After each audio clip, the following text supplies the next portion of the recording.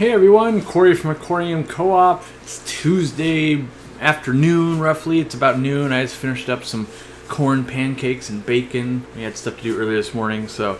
But I've been jonesing to put out more videos. I'm going to shoot some more videos out in the fish room and stuff like that, and I just wanted to, shoot a quick little thing right now. I don't know, I've just been jonesing, not doing daily stuff, and I do enjoy interacting with everyone, so I thought, why not get a quick fix before I get started out there? So, what I want to talk about today, though, is how can we make the hobby more inviting to new people? How can we keep an open mind and stuff like that? I'm running into it so much online, and I'm talking to people that are running into it so much online that I feel like it's become a problem. Hey, Guppy Bros, what's up? Glad everyone's joining me. But, so I feel like someone says I keep a betta in room temperature, and what happens is everyone jumps down their throat and tells them how bad they are, and then they just leave that community, right? And I see it happen on forums, I see it happen on Reddit, I see it happen on YouTube, I see it happen all over the place, right? Facebook included. So I'm wondering, how can we, make a community where this doesn't happen? And I realize there's a bunch of people saying, we need to be tough on people, that's how they learn. But there's also a bunch of people that don't learn that way at all. So in general, I think you guys know I try to have a pretty open mind and encourage and give my thoughts, but not it's my way or the highway.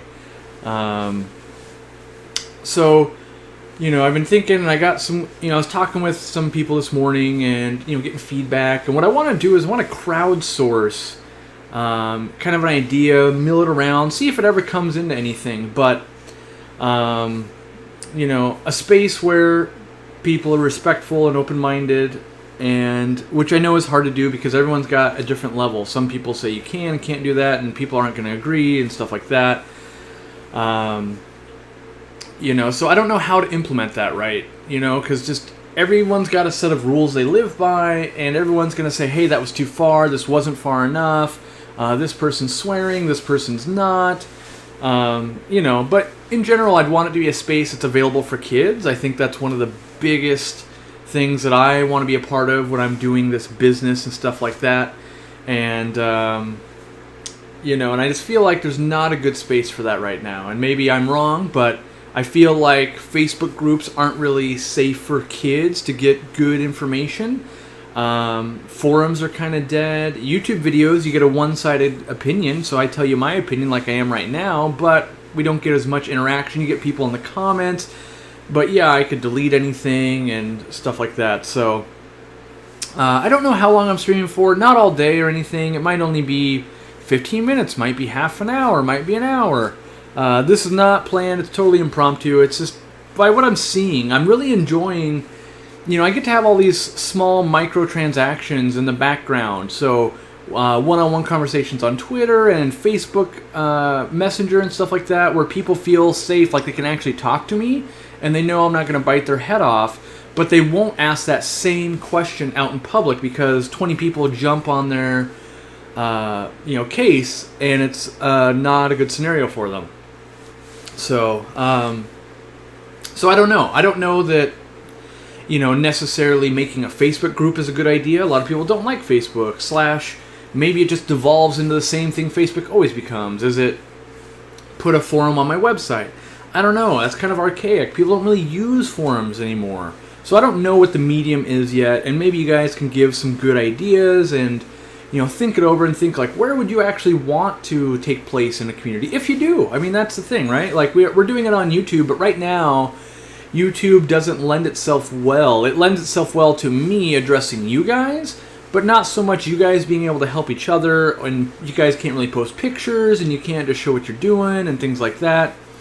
So yeah, the other thing I kind of want to do, someone, I'm just reading the comments here, an IRC channel, chat room. Yeah, so kind of on Washington Fishbox, we have a chat room and stuff like that, and that works okay for a limited number of people. And yeah, maybe something like that we can incorporate into the website. I hate having to have moderators. It's almost obviously everyone's got to take an approach to it, right? But maybe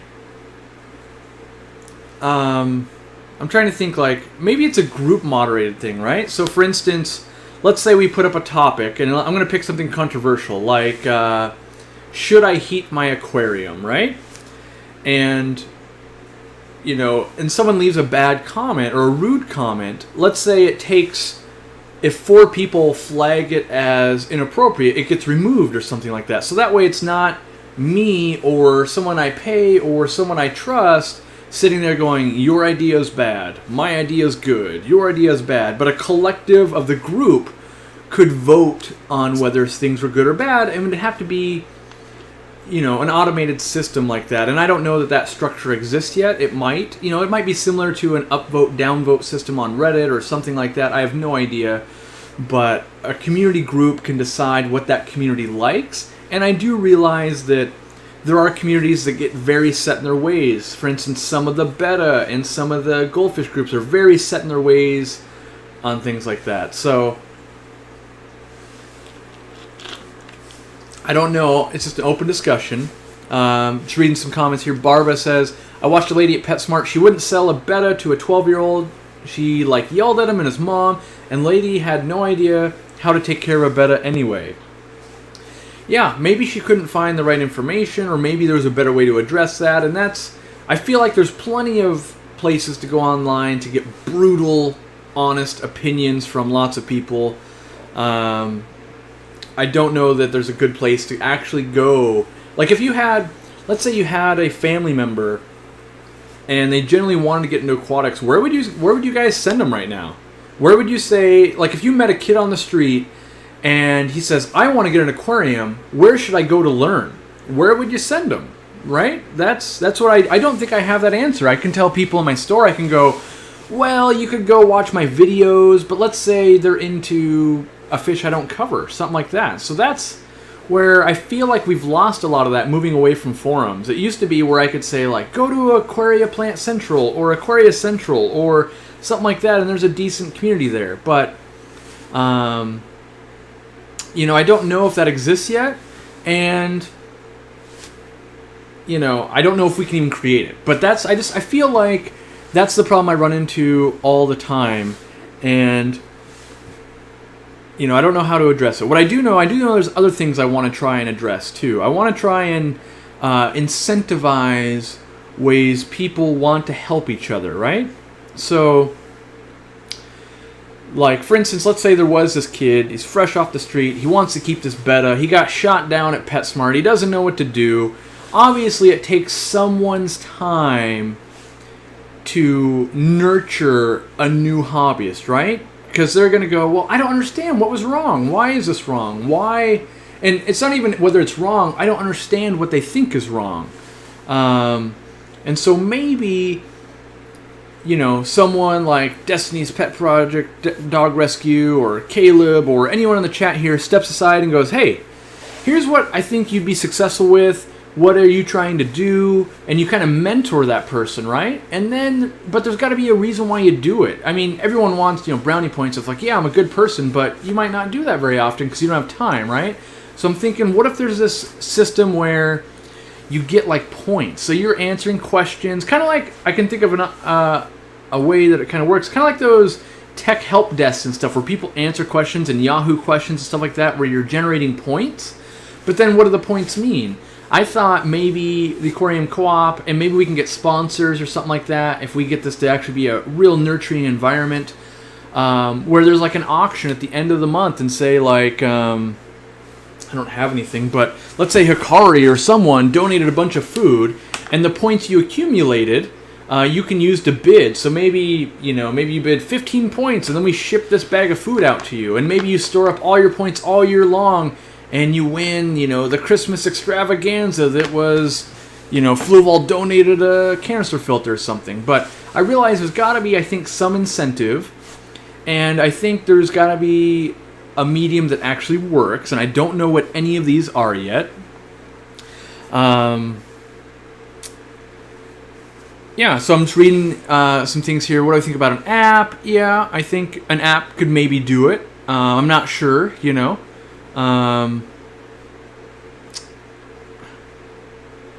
Yeah, Reddit, I agree, is hit or miss. Like, I personally don't like to hang out on Reddit because I feel like they're not open-minded, and that's why I don't hang out at a lot of places. I can't speak freely on most places I go, and that's because I don't do things. I challenge the norm on everything.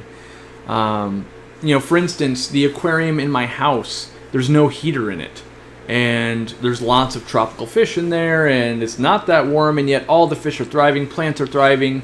But I couldn't say that without being on my own YouTube channel, without people going, oh, you have to get a heater and they're all going to die. And it's like, well, I've done it this way for 10 years.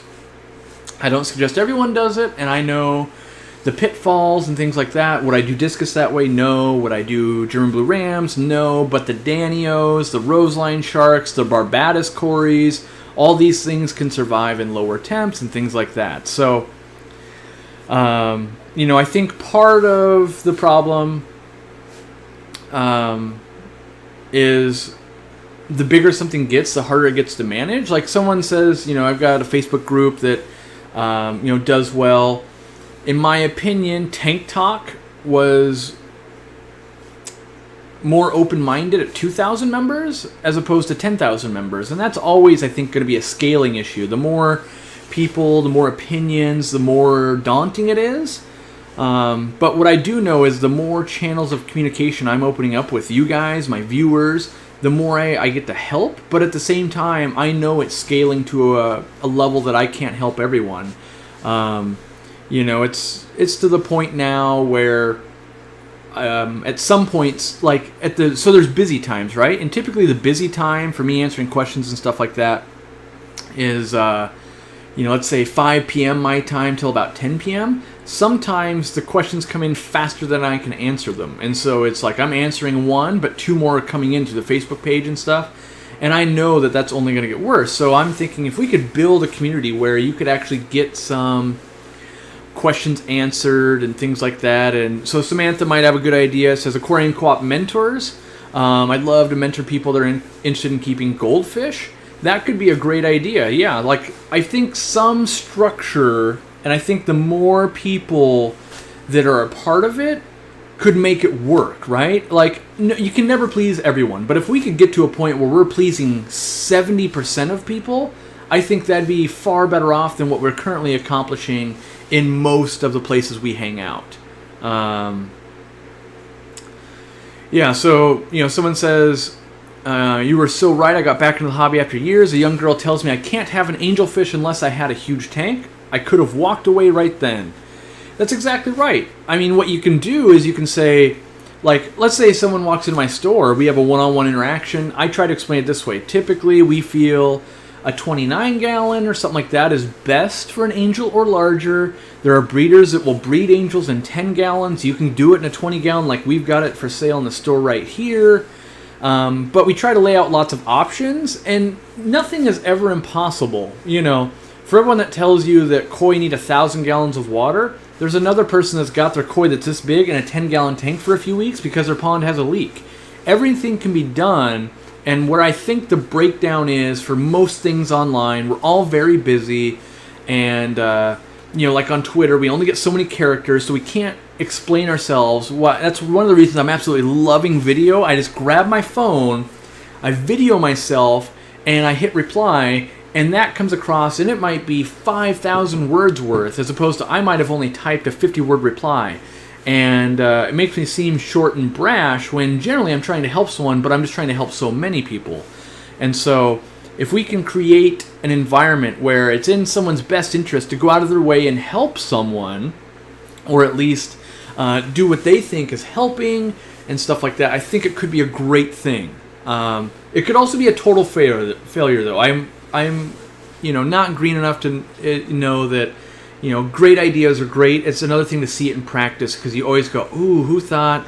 So we're going to create this space, let's say where everyone gets along, which that's hard to do because there's always different personalities. Let's say we're all helping each other. It's going to attract people that want to troll the forum, right? So help me think, like in the comments section, if you can think of good things, let me know. I'm trying to figure out a way to reward people. I would love it if, if you guys share, let's say, a blog post to the right person, like let's say someone had a question about mystery snails and you share the blog post with them that I've written or that someone else has written for the blog, whoever, right? And maybe you just have to put a hashtag Team Aquarium Co-op, and then you would get a point to your account, and then you get to spend it on swag, right? Or whatever it is.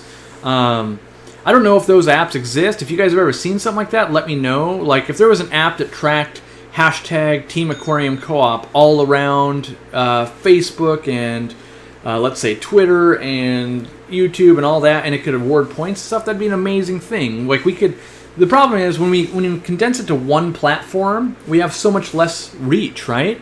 So we'll never be able to help the kid that's on Snapchat. I'm not a Snapchat guy, but the youth is. And so if we had someone there helping people with Snapchat, maybe that makes a lot of sense. I have no idea. But what I do know is I would love to come up with some kind of open-minded group that, I don't want to say fights for open-mindedness, because that puts us almost exactly where we don't want to be, right? But something that people can identify with, where you're not met with opposition when you want to try undergravel filters or an unheated tank or an unconventional setup.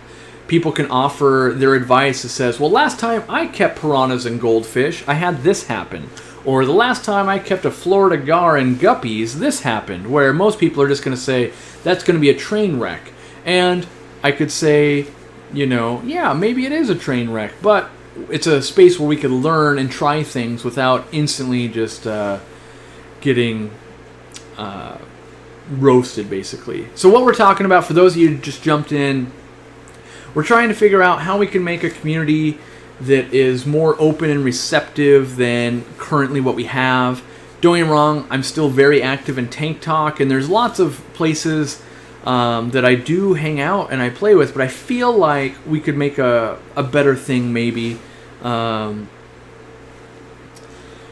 to think of what else. So someone said store credit for kind of the rewards. Yeah, maybe. The problem is, like, with this big giveaway we're doing, it only helps people in the US. That doesn't help everyone in the rest of the world. So I think as a community, as a big group of people here, we can all submit ideas. And if we work through this logically, like, let's get the platform, okay? And then we'll figure out what are the prizes. Like, maybe Amazon gift cards handle Europe, the USA, some other things, other countries.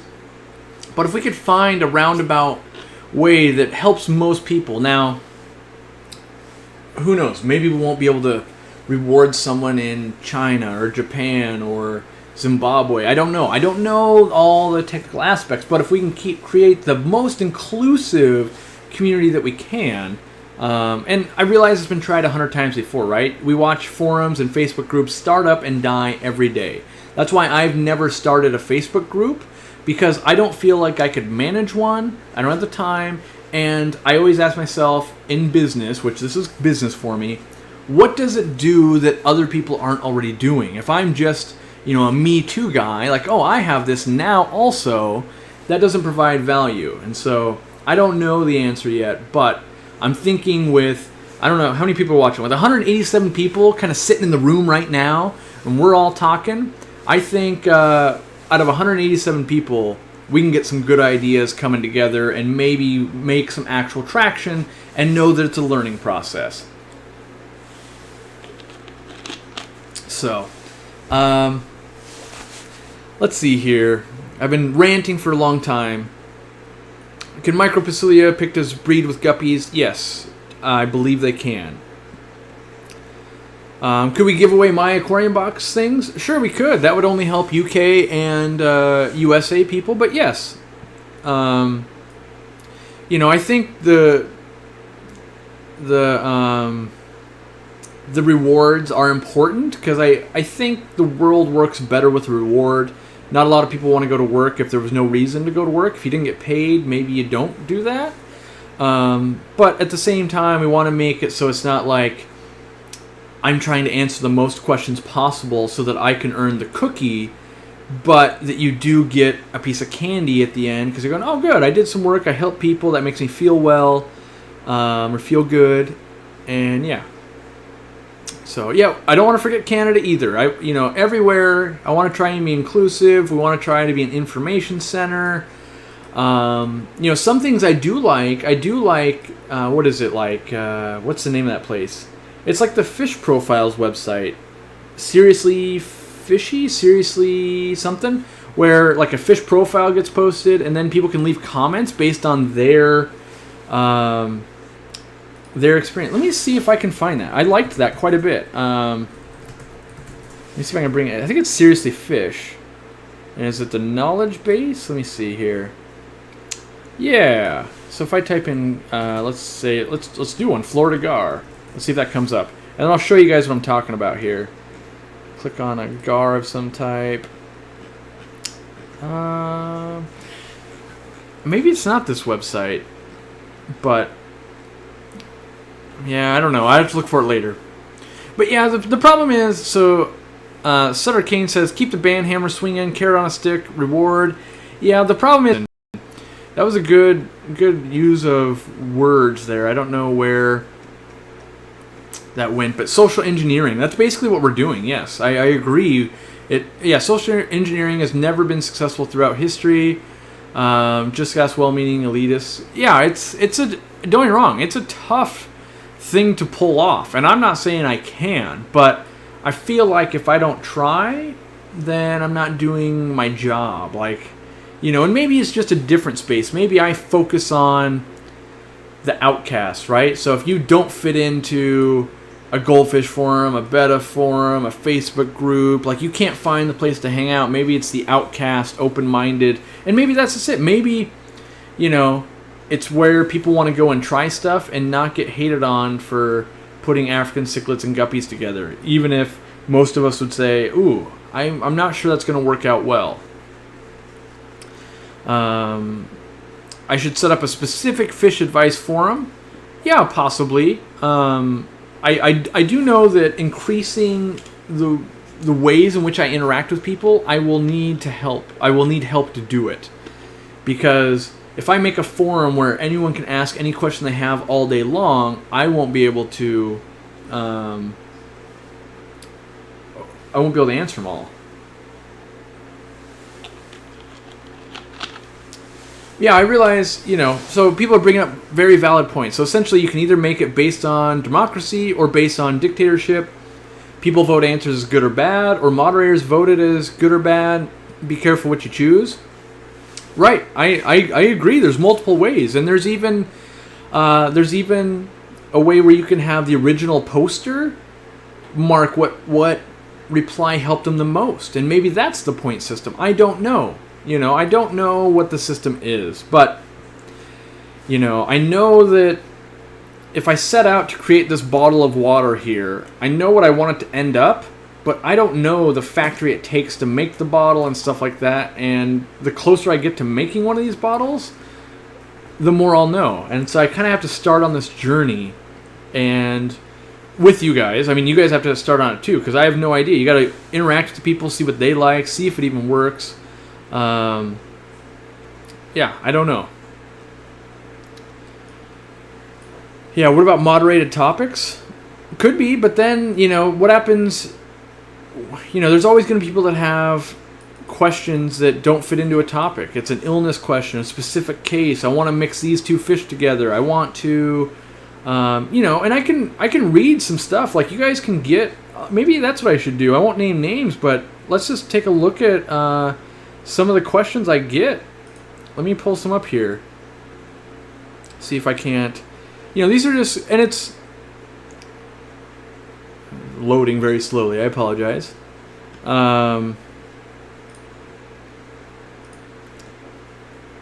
This person wants to know, they got some Corridoras that should be on sand, but their substrate is eco-complete. Will this cause barbel erosion? And the way I answered that, so this is what I typed out. I said, depends on the type of food you feed. If you feed something that's a whole food like frozen bloodworms, etc., it tends to stay on top of the gravel, and they don't have to dig much to get it, so you might not have a problem. But if you fed something like algae wafers or anything that's going to break down and get into the substrate and they have to dig in, that can cause barbel erosion. And that's my experience that I share with the person. And, they say, I get it. Thank you so much for getting back to me. Probably shouldn't have taken them, but they look sweet. And, I'm not going to say that's the right answer, but it is a answer that tried to be helpful. It's easier for me to say, yes, put them on sand, but that doesn't explain it. And so I'm hoping to create an environment where, we can actually help each other. So, here's another question.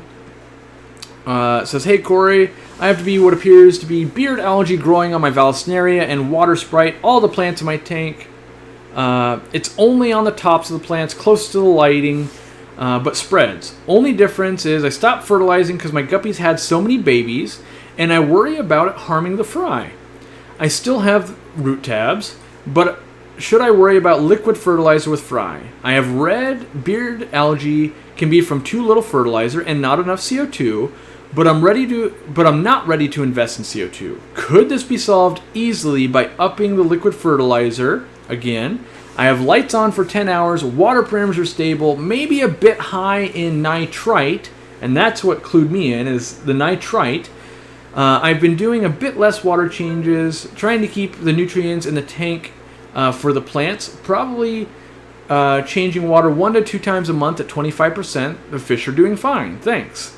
So you can see, like, that paragraph, there's kind of a lot of things to dissect if we're genuinely trying to help someone, right?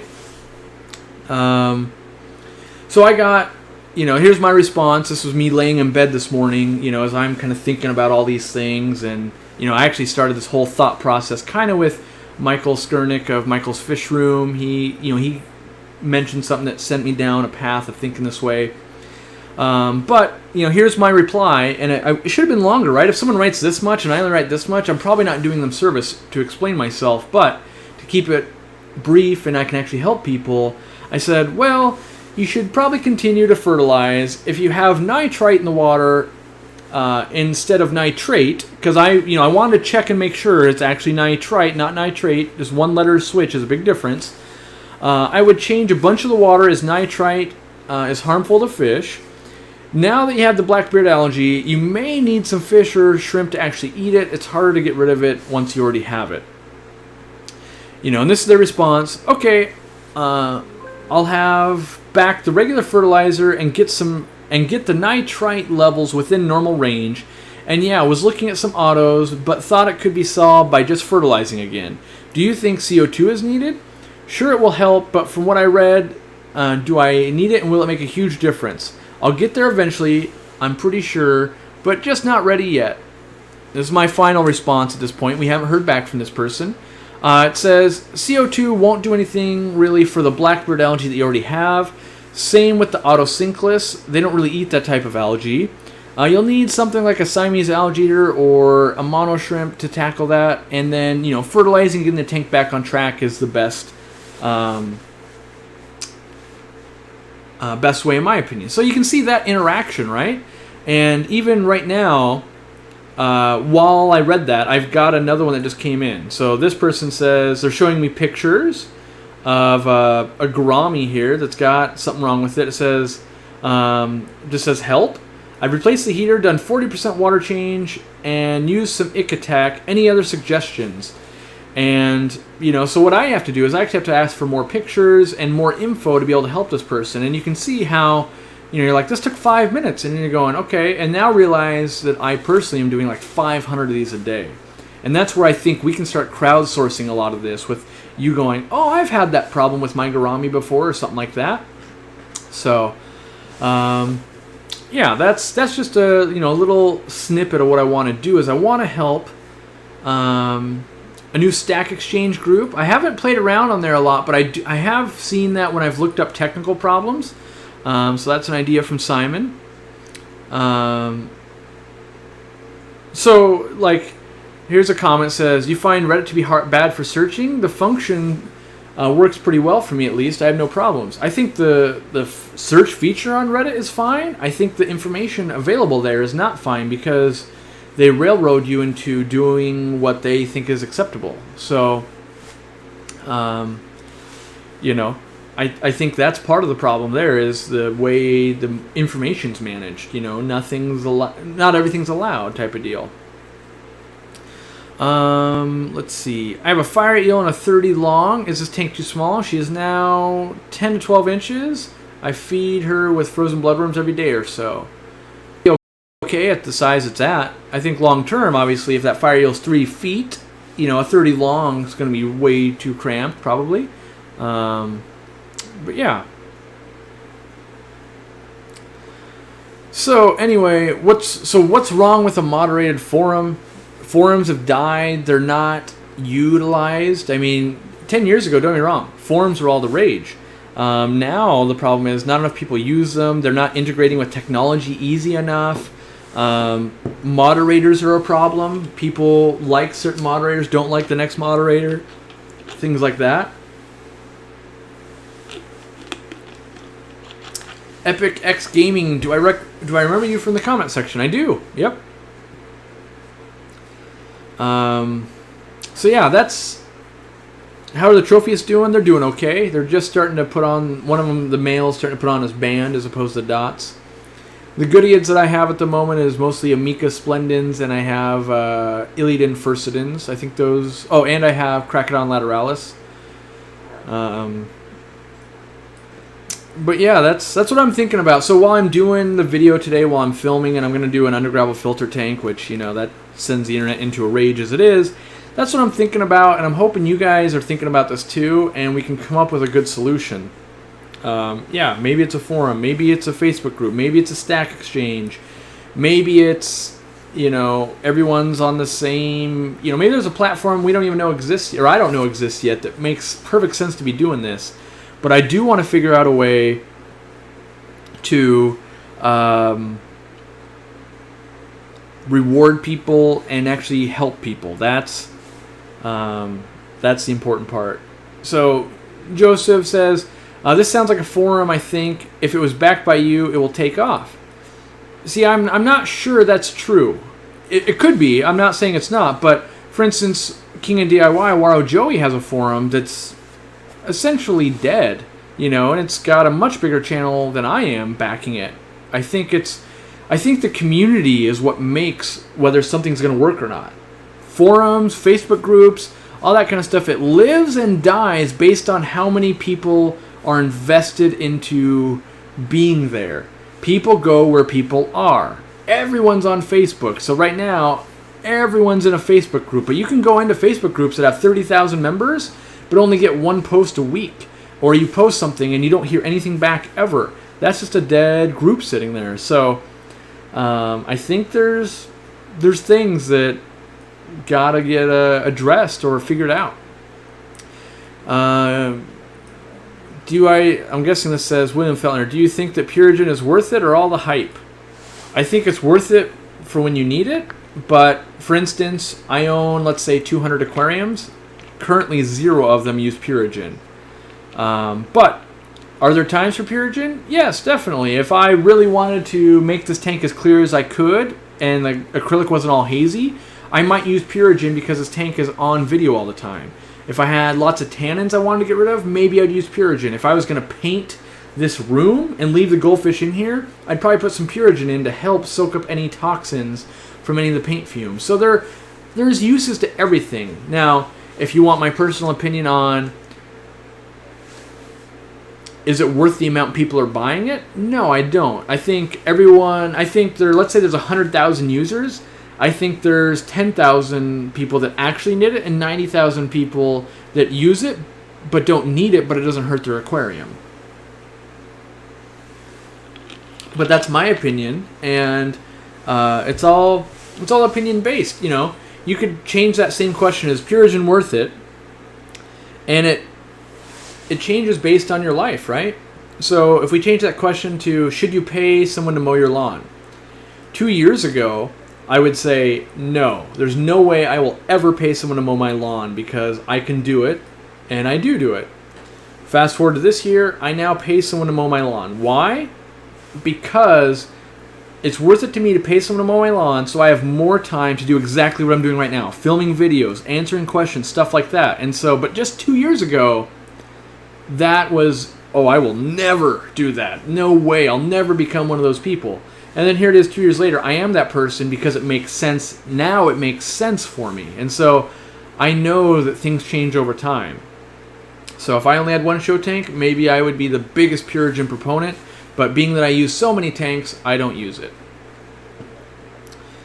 Let's see. Dwayne says, Corey, the hobby is that way. Even in clubs, questions go unanswered. Sometimes because people don't know. And sometimes because they don't want to give away their secrets. Yeah, definitely. Yeah, and so I'm trying to create an environment where you might be more likely to give away the secret or more likely to help someone. I realize I'm trying to create something that I don't think currently exists. If it exists, if this group we're talking about, if you're a part of this group and you know this exists, maybe we just go there. I just haven't found it yet. That's the only thing. It might exist. Corey, there's an old book I should read called How Showmanship Sells by E.G. Letterman. Regardless of how things change, they remain the same. I'm going to copy that right now, and I'm going to look that book up later. I read very few books. I will read stuff online, and I love, like, if that book has been turned into an audiobook I can listen to while driving down to the airport, I for sure will get it. Let me just find a notepad thing, because I don't want to forget that. Because I do like to listen or educate myself in that way. But yeah, so even right here, like in this chat, we have Guppy Bros, trying to get attention to his channel. He wants everyone to go watch it. That's a good thing, but at the same time, some people are being offended by it. Some people don't care.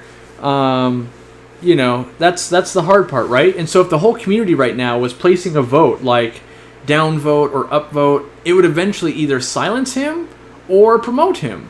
And, it doesn't have to be me deciding or one other person deciding. It might be a useful thing. V. Stag says, I am using 2 forums every day. One cars and the other one's RC cars. Less people use them than 10 years ago, but they still get used. And with Aquarium Co-op backing it, things will be fine and it will take off. Maybe so. It's one of those things that I might be enough clout to make it work. At the same time, it could be a total failure. And what I don't want to do is I don't want to go, here's the next greatest thing, everyone, come join me. And then it fails horribly. Because then if we do come up with something amazing and everyone goes, oh, well, we heard you cry wolf last time. You brought the next greatest best thing. And then it flopped on its face.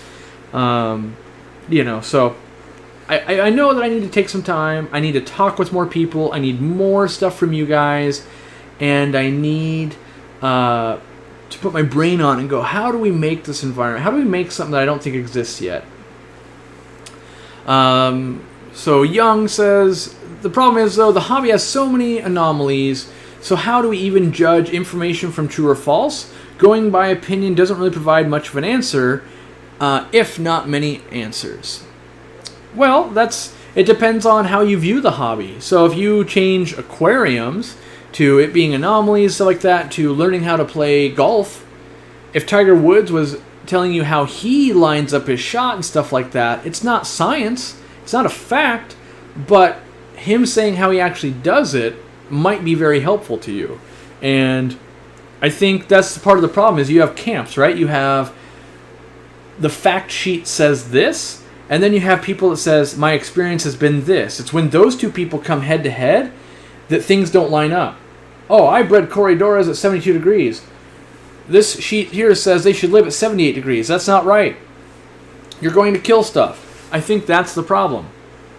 So how do we differentiate? Or maybe how do we create that environment where we realize people are aware of facts versus opinions and things like that? So it might not exist. Maybe we're talking about something that can never exist. I realize that. Maybe we're looking for a unicorn we're never going to find. But don't know. Michael's Fish Room's here. Oh, sweet. You got Charlie's Fish Tanks. There's a lot of people. Laura, Danny's Aquariums. What is my checklist of features I'd like in this community site that we would need to have? I don't know, because it just, from, I think, 8 o'clock this morning when I was talking to Michael's Fish Room, he was mentioning that he went to an aquarium club, right? And hopefully you don't mind me sharing this, Michael. I went to an aquarium club. It was his first time going to that aquarium club. I think it was last night or something like that. That's not important. But they do a auction where you don't spend money, you spend points, and you got points for showing up to a meeting and that type of thing. And I thought that was a very clever system. Take money out of the equation and utilize points. And so maybe, and I have no idea. I didn't ask him how the system worked, but it sparked the idea in my mind. Maybe it's like if I bring this goldfish into the auction, maybe I get 5 points, but now I get to spend 5 points on the entire auction on anything I want. And I buy this thing of food, and I buy a Mountain Dew and stuff like that. And maybe because you're maintaining a tank at a local school, you get 5 points a month. And that's the kind of thing I would love to be doing. I would love to see, like, let's say we had this forum or whatever it is, this space where we're hanging out. And yes, you go and you donate your time to a preschool or any school, and you put in a tank and you're maintaining it, and you're willing to write a 2-second or a 2-sentence post and a picture of it every month, and I hand you, I always say it as but we as a group give you 5 points for maintaining that tank and getting more youth into the hobby and being a genuine good guy. And then you get to use those points to bid on, some small token of the group's appreciation at the end of the month.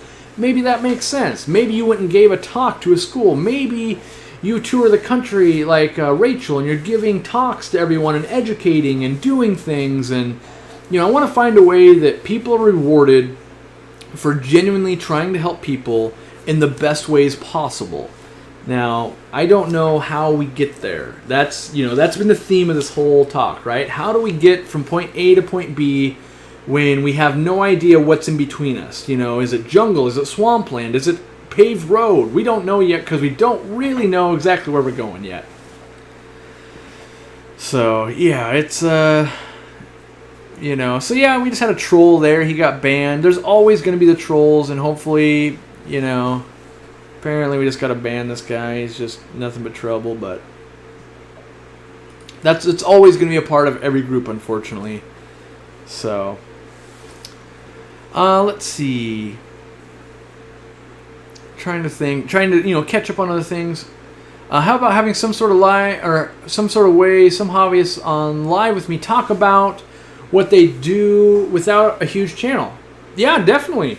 I've thought about that a lot, and I just haven't had a way to implement it very well. So I don't have the technology / the time to make it happen, but I used to love listening to Pet Fish Talk, which was a podcast, right? And they would just have people call in, and they could talk about whatever. I think that's useful. I think video is useful, and yeah, I would love to expand my community, but I'm not sure what it takes to make it so that someone could call in, it would pipe through the internet real time, we're talking, maybe I've got a headset or I'm wearing a headset, and you guys hear it, I hear it, and we talk, and then at the same time, it's not like a $3,000 investment in equipment. That's the other problem, is like, oh, that's great, but I'm not sure I can afford to pull that off.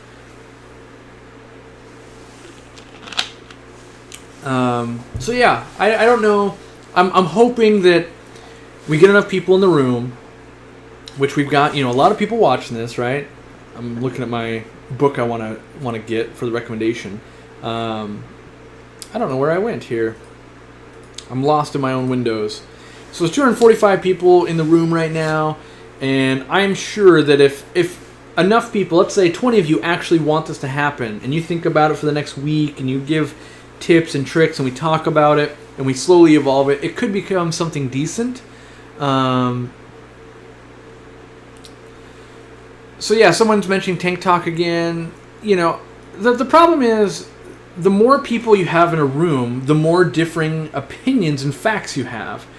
And figuring out a way that could self-regulate, I think, is the most important part. Just because there's no other way to good prune it without me just being a dictator and going, I don't like the way you talk. I don't like the way you keep fish tanks. I don't think that's fair either. Let's see. Aquarium Co-op. Is it fine to order plants from my aquarium? Is it fine to order plants from my aquarium to a cold region of the country? If it's packed correctly, yeah. Like most of the plants we send out right now are being shipped with heat packs and stuff, so we can do it okay. I think it depends on who you order from, and if you live in Antarctica, maybe not. I mean, definitely take some consideration to it, but plants should be able to get there to you. Let's see here. Yeah, I think what we need to do... What about Twitch? To be honest, I haven't looked into Twitch enough. I know there's, it's basically like this where there's going to be chat and stuff like that. I don't know what the ease of entry for people are and stuff like that. Like, I know even in this, I get emails every day. People can't get into the chat because some phones won't allow you to view the chat. And if all you have is a phone, you don't have a computer, and you're watching me right now, you can't even chat with me. So, yeah, I'm not sure. Let's see here. I'm really fat and ugly. It's true, Flannel. Yeah. That's unfortunate,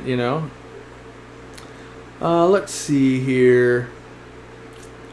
What is Twitch? I'm old and out of touch. Can't be that much older than me. It's essentially what we're doing right now, where it's live video and a chat, except it was built for gaming, right? So you'd be watching me play a game, I'd be talking, and then we'd also be chatting as well. So it's very similar to this. Twitch is very similar. I don't think you have to pay a subscription for Twitch. Yeah, I'm not sure about that.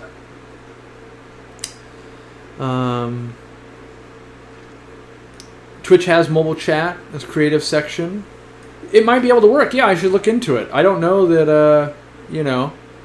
I haven't looked into it enough to know yet.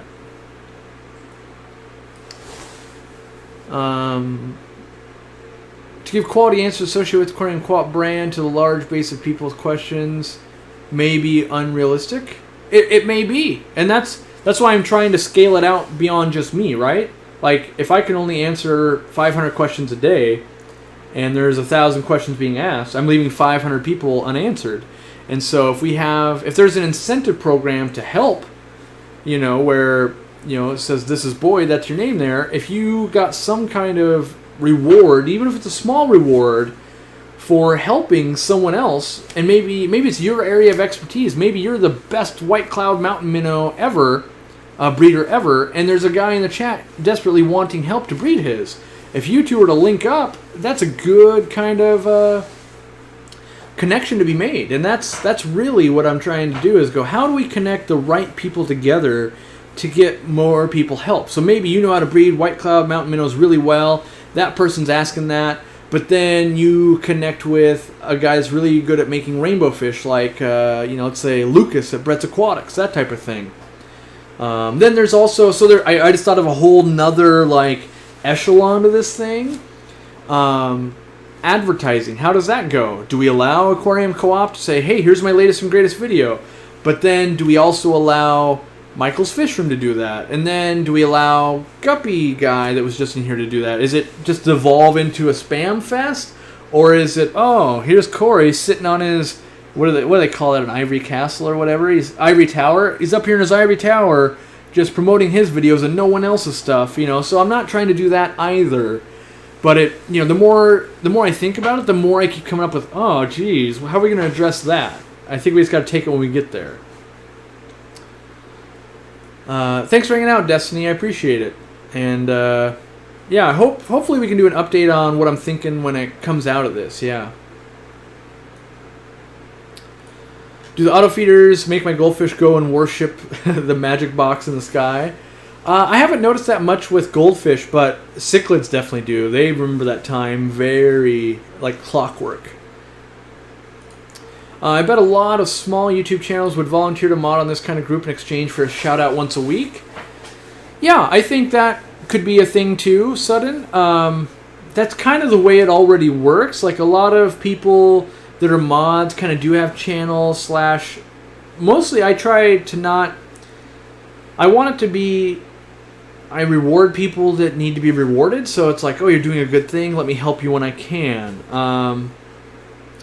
It's not like, hey, you didn't shout me out this week, now I'm angry. That's not what I'm trying to do either, but in general, when I see people being helpful, I try to help them. Because I like to reward good things, right?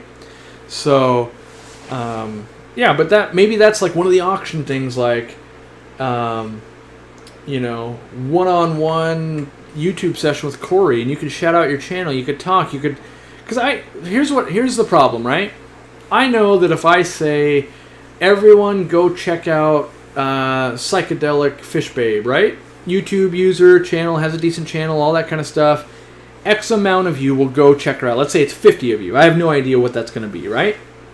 But if she was on my channel and we talk for an hour, you actually know what kind of person is she, what is she into, that type of thing. She's way more likely to actually make a connection with you, the viewer, and that seems like a more worthwhile thing than me just listing off, all right, the top 10 channels this week that were the most helpful on this forum were, so I don't know the answer to that, but I do know I want to do everything with good intentions, so. Let's see here. Well, Corey, you could have bios on people and only allow ads in their bios. So if you wanted to see if they sold fish, you would have to look at their bio.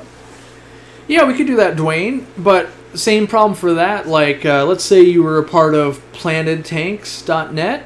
There's a whole feedback system. So just because it says you sell fish, it might not say that your fish die 4 out of 7 times you shipped out and you're unhappy with the level of service or something like that. It gets into this weird, everything sprouts more questions, right? Like, where do you end? That's the problem, is where do we stop? And I don't know. I don't know the best way to do that yet. There's all these questions like, my goal is to set out and help as many people as I can. If I'm investing my own money into it, I need to recoup money to keep that going and further my efforts, where, if someone else is selling the same plants I am, and I'm losing money, and then it costs me $1,000 a month to run the server that the forum's running on, that's going to be a problem. And so I don't know what the answer is there, but I know it's got to make sense for everyone involved. Just like when you breed a fish, it's got to make sense to the breeder. It's got to make sense to the store that's buying it and the person that bought it. So it's got to make sense for me as the person that's doing a lot of that work in the setup. It's got to make sense for you guys. So you guys are the ones asking questions. So you're at any one point, you're either the person helping or the person asking a question. One of those two. And then it's got to make sense to the person that gets the question answered. If any one of those 3 people, if it doesn't work, the whole system breaks down. If the person asking the question doesn't get a good experience, what happens is Facebook and forums and stuff like that happens. People just leave, right? They just go away.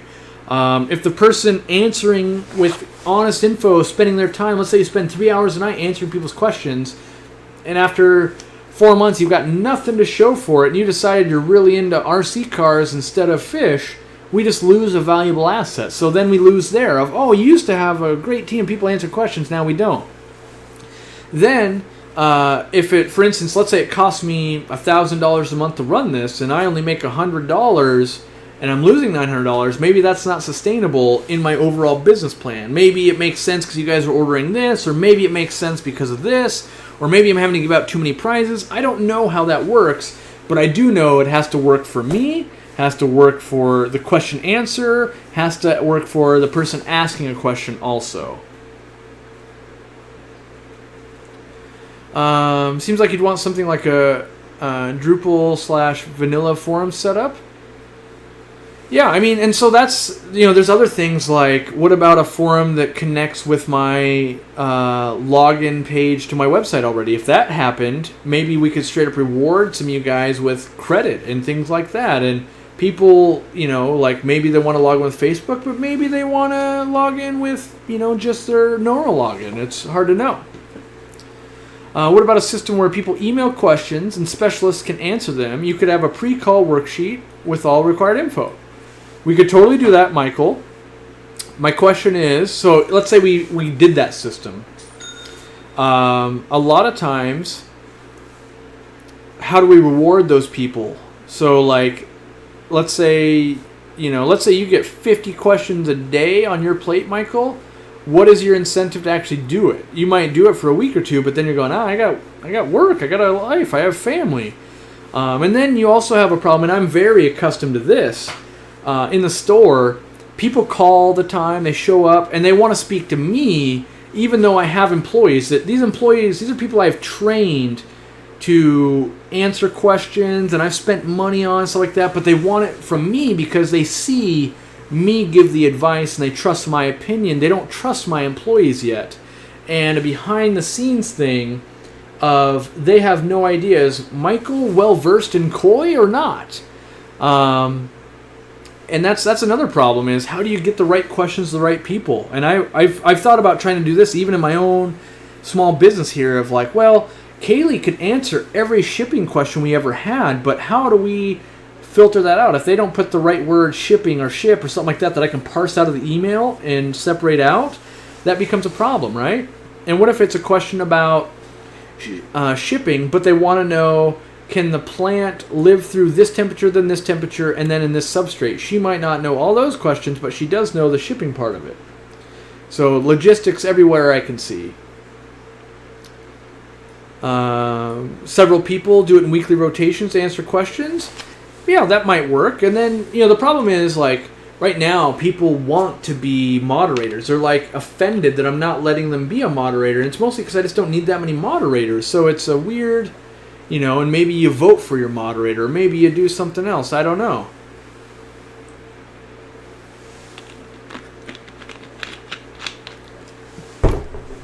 Oh, sorry, I just knocked the mic. So yeah, Ryan, you like Reddit? That's great. I would say a large portion of people I interact with absolutely detest Reddit because there is no filter and you have to waste a lot of time. And the problem is this, I find for most people, it's really hard to filter through the crap, as you say. What if you just got your first fish tank yesterday? How do you know what parts on that thread are part of the crap?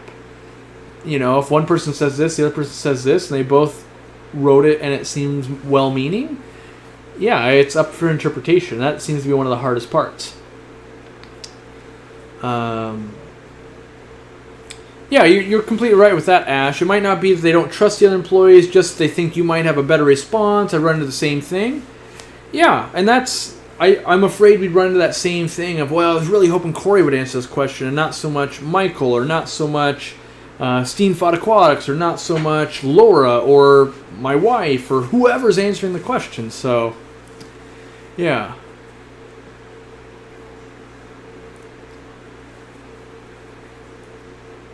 Bring my employees into chat. That will help build trust. Yeah, the problem is, like right now, for instance, we have Robert and Kaylee. They're both physically working the store, so they can't be in chat right now. They do come in every once in a while, and they'll be on the live streams when they're off work and stuff like that. But part of my team, it's really hard as they got to be there when I'm not. So, can you also ask about fish? Sure, yeah, go ahead. If I get to it, if I will. Why not have a forum and have mods that just answer questions? People can post questions there, and those asking will learn they can trust over time. I mean, I have that right now. I've got Washington Fish Box, and I've always run into problems with people not getting along with certain moderators and things like that. It's always become, for me, a conflict of interest.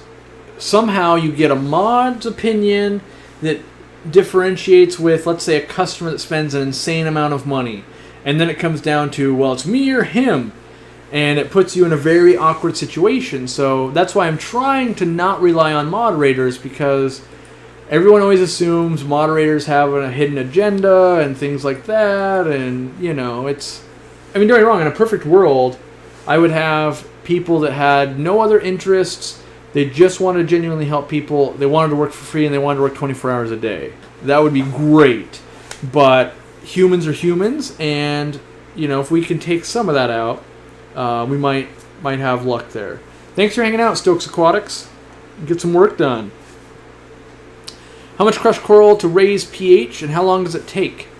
I use 1 pound per 10 gallons of water. It takes to get it, let's say, to 7.2. For me, from 6.8 takes about 10-ish days.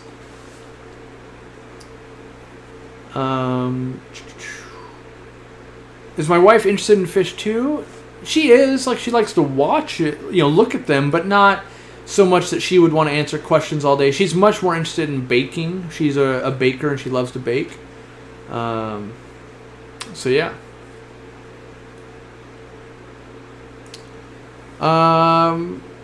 Send me an email again, Apocolix, and we'll look into that. I believe we've sent out all the prizes for the Thanksgiving stream, so we might be able to look at a tracking number for you and see if it's just delayed or something's going on. If you send me an email, I'll look it up. If I don't see that it's been, if I can't find a tracking number, I will message Kaylee and we'll try and get it sent out today for you. You can't control the internet. People need to know how to research on their own and deal with trolls, just like you deal with everyday people you don't know what they're talking about. Trial and error. Sure, but I'm not sure that's completely true.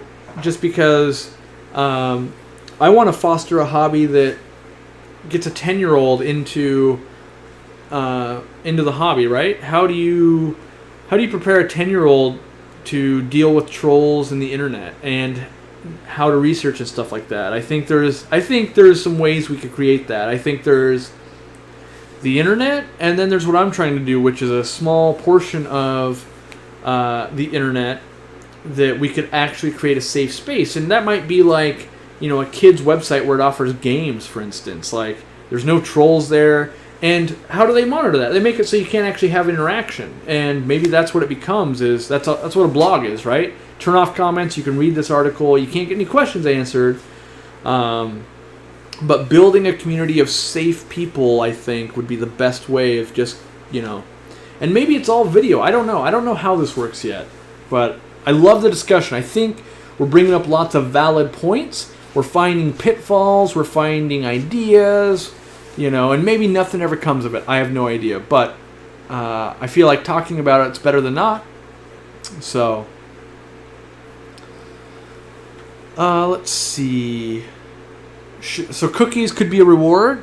They could, actually, yes. I know there's a person not in this chat that I've seen right now, but I know at least one person is getting sent cookies by my wife. They've kind of interacted with each other through chat. She likes, talking with that person. She'll be sending them some cookies. So, yeah, that can happen. And that's what I want. That's the bigger thing, is you guys make an actual connection. So, like, I feel like I've made a lot of close acquaintances with you guys that I interact with all the time. There's B.I. Warman, there's Laura, there's Michael, there's Airhawk, where I just started tweeting with him last night. Danny's Aquariums, there's Kayla C that's around a lot, and there's lots more names if I was to scroll through here. And the more I see and the more I interact with you, the more I know you, right? And that's the goal for me, is to like, oh yeah, I know that person, they're decent. Yeah, they wouldn't maliciously do something. And that's the goal, is a little bit more long-lasting relationships. But obviously, like, these people aren't my close personal friends, right? It's not like I go visit them for lunch every day or anything. But yeah, that's a good point, Kayla, is that fish people are usually more chill, much better than reptile folks. I've found that in general to be true. That being said, Lamont, huge reptile guy, super duper chill, down to earth. Me and him got along really, really well because he was a guy like me. I wanted to just do things for my own, think for myself, very open-minded when it came to the reptiles and the fish. And I think what you find is this. You find there's always a very vocal group, and that's where people get stereotyped. And then there's all these other people around them that aren't vocal, but are still just as much of the group. We found that out with undergravel filters, right? We were a group that never really talked about undergravel filters. I asked people, they come out of the woodworks. I've been using undergravel filters. Never heard a peep before, but you've got groups of people. You've got the really outspoken, and then you've got the, well, I would answer if asked in a safe environment, but otherwise I'd rather not. I think definitely some forums have more trolls than others. I think you're right with that, with Sun Impact. It depends on how much it's let go or not let go. I think the tricky part is, if you come down with the iron fist and you stifle stuff so much, everyone kind of leaves. But if you let too many antics run free, it ruins the thing also. So I'm not sure the best way. Do autosynclists eat cockatoides eggs? I would say unlikely that would happen. They don't really want to eat much meat there. The best way to prevent most unwanted activities require a paid subscription to access. This creates a whole new set of issues. I agree, Ken. I think that is a great statement of, you're right. If you have a cost of entry, that limits a lot. And then you do have a whole new set of issues of like, oh, maybe a 10-year-old kid can't afford that. Maybe someone on a fixed income can't afford that. Maybe, how do I collect a currency from Zimbabwe?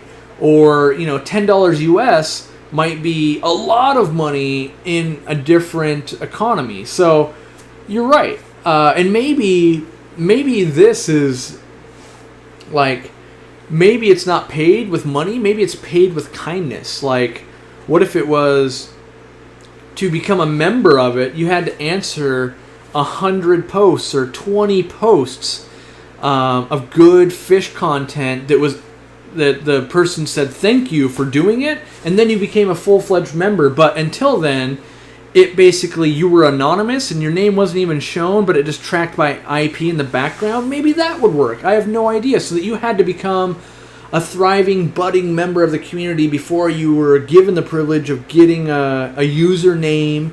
I have no idea, but that's a line of thinking, right? We just, that's a new way I hadn't thought about it an hour ago, and that's what I'm excited to do. That think of things in ways I don't normally think about them. Apocolex, you're not quite a close acquaintance yet, but I'll tell you what, I know your name. Like, I remember you from the live stream, and now here, and I'm going to see an email from you. That's just interacting, yeah. Got to send in the home show video. Yep. That's another thing we could be doing. Let's see here. Yeah, we hit an hour. See, that's the problem is I get talking. I talk all day. I love to talk, and that's the thing is I do talk all day. It's just usually on one-on-one most times, either in the store or on Twitter or Facebook or emails.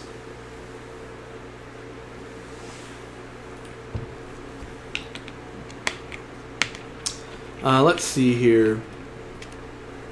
Do you and your followers inherently dislike chain store employees? I personally love them. And it's because I never fault the employee. Mostly, employees typically are limited by their employer. So, for instance, I had a bad experience, and I made a video, and I decided I didn't want to publish the negativity, so I didn't do it. But, this is a good example. I have an iPad here, right? This iPad is swollen and going to kill someone. Maybe not, but it's clearly swollen. The battery is expanded, and I can't use it in the store. We were using this as a register, and it does work still. It technically works. It's distorted and stuff like that. But I brought it into the Apple Store, and it took me, this was about 4 hours to do all this, right? But I went into the Apple Store, and I said, hey, what's it take to get this replaced? Because my employees aren't comfortable using it, and I'm not comfortable, having my customers use it. And I've got other iPads. They were all used the same way. It's never been dropped, never been misused. It got plugged in once and sat there plugged in forever. And just like the other iPads, it never had a problem. But the employee, it's not that they didn't want to help me. It's that they couldn't because corporate said it wasn't under warranty, nothing you can do. The best you can do is replace it for $100. I said, I'm not willing to pay $100 to replace this iPad. I was actually there to buy a new iPhone 7s and get this iPad replaced, but I wasn't willing to invest more money in Apple if they weren't going to replace this because this is a manufacturer's defect. I didn't snap it into a million pieces. I didn't drop it. I didn't get it wet. None of those things happened. The battery is swollen and becoming a problem. And why did I want an iPhone 7s? Couple of features. I can do easier video with it in Facebook, which is nice. That's an iOS feature that isn't out on Android yet for the specific use I want to use it. And you can flip the camera back and forth. but I wasn't willing to buy, what's almost $1,000 phone if they can't stand behind a $400 iPad without charging me $100 when I wasn't the problem. So, do I fault the, chain store employee there? No, because their employer made it so they couldn't help me. It's not that they didn't want to help me, because the minute I walked in, they go, whoa, that doesn't look good. And I'm thinking, okay, this will be easy. They're going to hand me a brand new iPad. I'm going to buy this phone that's almost $1,000, which is crazy to begin with. But I was like, you know what? It'll help my viewers. But when they're not willing to do that, it makes me go, oh, well, then maybe I don't like you as a company. And that's where I think they get the bad rap at a chain store, a PetSmart, a Petco. A lot of times they're not in the capacity to actually help you or sell you a healthy fish. And so then they get hated on because their company is not set up correctly to be able to help you. So, yeah, Stack Exchange doesn't seem to have trolls in the same manner, all reputation points based. Yeah, that might be a system. I like that. Yeah, it seems like you would filter out unwanted negativity. Yep, that's a good system. If you put it in the hands of the people, I think it works better. Yeah, let's see here. Charge people to enter a live stream with a limited amount of people and answer every single question they ask and make a video afterwards public. I could do that. I could. It still doesn't address the 10-year-old kid, that doesn't have the money to ask me that question, because I feel his question is every bit as valuable as someone that was willing to pay $5 or $100 or buy stuff from me. I don't want to limit it based on either location or technology or money. Obviously there's always going to be some limitations, like, well, this person doesn't have the internet, but I want the least cost of entry, and the barrier is the important part, I think. So, let's see. Corey, you could have a key we need to download from your online store.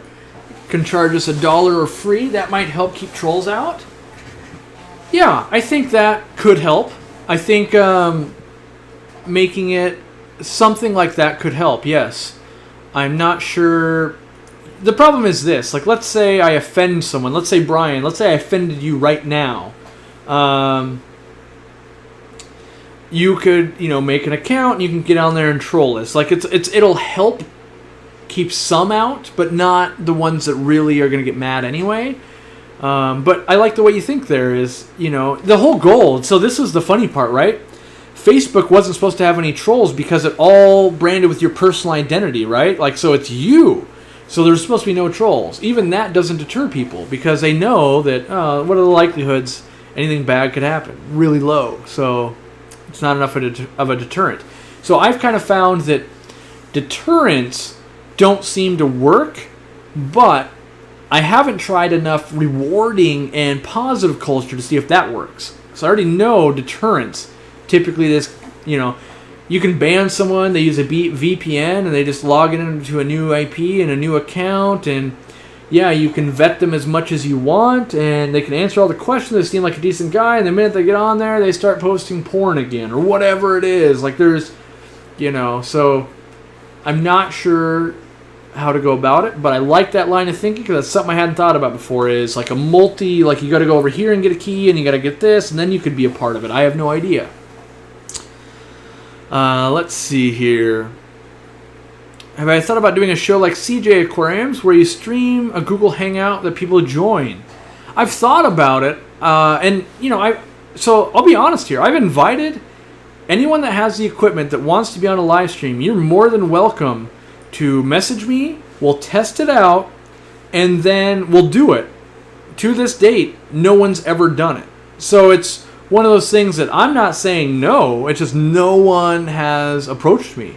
So either A, no one wants to do it, or B, I'm big and scary and I'm mean. I don't know. But, my door is open. So long as you don't get on here and swear and do bad things, I have no reason not to be having a positive interaction with someone and our viewers. I wish I had a list of Corey's videos that I could link vids to chat. So yeah, Laura, that's actually something that I worked on a little bit that I wish I had more time. So I've kind of done that on the website. Let me see if I could pull that up. What I would love to do, honestly, and maybe, you know, someone could take this project under for me. Let me make sure I don't have any sensitive data showing here, because I've got, you know, back-end pages of website and stuff showing right now. But let me do... Oh, I can't even... I'm not on a Google Hangout. I can't do a live stream or a screen share without setting some stuff up, so that's not going to work. But if you go to my website, there is the tutorial section, and that's where I was starting to make an easier catalog of my videos and turn them into playlists and stuff like that. And I think that could be useful. I lost the chat. Where did my chat go? There it is. I think that could be useful, but as videos come out, I forget to go, oh, you know what? That makes a great plant video. I should add that and stuff like that. So, Aftershock Beta says a yearly membership, that would work perhaps better than a one-time fee, cheaper as a loyalty reward. Yeah, I think that could work. What if, you know, what if we had a way, you know, so the co-op has always had that mentality of like, maybe there should be a way to get in and be a member, right? Like Team Aquarium Co-op. I'm trying to think of, like, let's say it was $10 and you join, right? But what if you didn't have the money? How could you, like, I want there to be a free option, right? Like, and I'm just spitballing here. What if it was like, you can buy in for $10, or you can take a picture of yourself handing 10 cans of food to a homeless shelter or something like that, and that's your way in also. Or, you know, like some alternative entry that's either much cheaper or free, or I don't want it to be monetary only, which, don't get me wrong, money is great for me, but money is not what rules my life. My main goal is to help as many people as possible. Money helps me help more people, but I don't want to leave those out that don't have money, because that's you know, not achieving what I want. So, are there any soils I should avoid for a planted tank? I think it depends on what kind of planted tank you want to do. I don't think there's any you should really avoid. Don't use anything that's got like fertilizer for a garden. That would be bad. But you can use organic potting soil. You could use ADA soils, but most of them will work. Let's see here. Much love from Peru. Your vids are great. Please make more 101 and in-depth specific videos. Your filtration and plant videos are great. Yeah, I do want to do that. Yeah, mostly I just need to do it. You know, I was going to say, I need more time. I don't know if I need more time. I just need to do it. Yeah. Let's see. Didn't get a notification that I was live? Yeah, I don't know, Jessica. Do you have it little, you know, do you have that little check mark on, or the bell where it says get notifications? I'm not sure why that's going on. I don't know. YouTube's changed a lot of things lately, so I'm not surprised.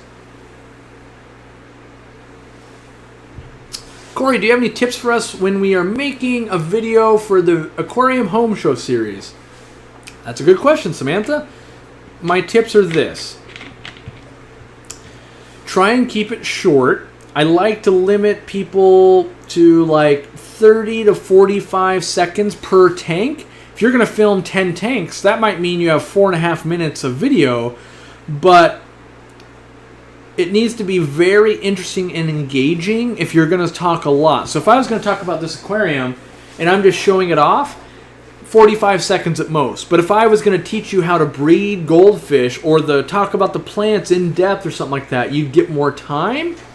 And then instead of filming with your phone vertically, do it horizontally, because that'll give us a nice big picture. Yeah, that's mostly everything. You know, try and talk loud. If you talk really loud like this, I can bring that down, but it's really hard to bring voice up. You know, if you're just whispering because you're nervous, I have to really try and elevate the level, and then it gets real crackly and stuff like that. So that's when people are going, the audio is all weird. It's because everyone's got a different audio scenario with their phone, and it's hard for me to edit. But those, basically, I would say the best thing is do it. Just go do it. Go, bing, I'm doing my video, here it is, and I'll make you look decent. And anything you put out is better than putting out nothing. So, Yeah, I think with money, new folks will shy away. I think you're exactly right, Joseph. If it's your first aquarium, and why would you want to pay money to get into a forum that you see all these other free forums, right? That doesn't make sense. Yeah, I think you're completely right on that. Yeah. Let's see. What kind of camera do I recommend for shooting videos of aquariums? For your average person, if this wasn't going to be your job, I recommend a decent smartphone. They're actually pretty good, honestly. The only thing I don't like about my phone is the way I have to hold it while I'm videoing. And I've bought some mounts and stuff. I still don't like it as much as a handy cam. I like that it's stuck to my hand. I could really do what I want to do. All right, let's see. What else? What do we got today? Yeah, Sudden says, I'm newish and I definitely wouldn't pay for a forum at this point. I agree. And I'm not saying I'd even pay for a forum. Yeah, I'm not sure. I'm not sure how it's going to be done. Or if it'll even be done. That's the thing, is I'm not guaranteed this is going to happen. Yep. I think someone got to you. Store at aquariumcoop.com is where you'd send an email to if you had a question. My favorite way now, and I might start pushing you guys more to this, my favorite way is tweet me. I was not a Twitter guy till about 3 days ago, and but I love that I can do a video reply so easy. So easy. In fact, I should do a Twitter thing right now. Let me do one right now and just say, like, hey, come join us on the live stream. But all I got to do is I hit the tweet button, and then I'm going to hit this video button, and I'm going to do a video. And I'm going to flip my camera over. And so, boom. You guys are now on video. But I'm going to do this. Hey, guys. We're doing a live stream on YouTube. Come join us. I was talking about Twitter and said, hey, I don't want to leave you guys out. So come join us. And we'll see you in a little bit. Still time to get your questions in. So just like that, I could have been answering someone's ick question. Or all I got to do is hit the tweet button. Boom, I'm done. I'm on. I'm moving to the next thing. I love that. So if you guys want to tweet at me, that's nice. I can't do that with email. If someone knows an app that lets me do that, if I can put simple, if it's that easy, but it does it through email, I'll do that all day long. I will do that all day long. Love it. Let's see here. I don't get me wrong. I was #1 Twitter hater 3 days ago. And it shows, right? Like I had like 200 followers. And then so we did this competition, right, where it's, $1,000 in giveaways, give back to you guys, and I didn't. So how'd that start, right? Same thing. I want to give back to my community. How am I going to do that? Well, I'm going to give all this stuff away. Okay, how can I make it so the most ways people could enter, right? I'm thinking, well, you could enter with Facebook, you could enter with YouTube, you could enter with, and I don't want it so that you only have Twitter and you can't enter. I want you to be able to enter. So I just said, hey, let's put as many things as we can on there. And of course, you can never please everyone. So some people are pissed that they have to do all these things to get maximum entries, which, 3 days ago, you had no chance at winning $1,000 worth of stuff. And then 2 days later, here you are complaining that the way in which you get to win stuff for absolutely free is not to your liking. It's like, well, I'm trying to include the most people possible here. But anyway, that's my own little rant aside.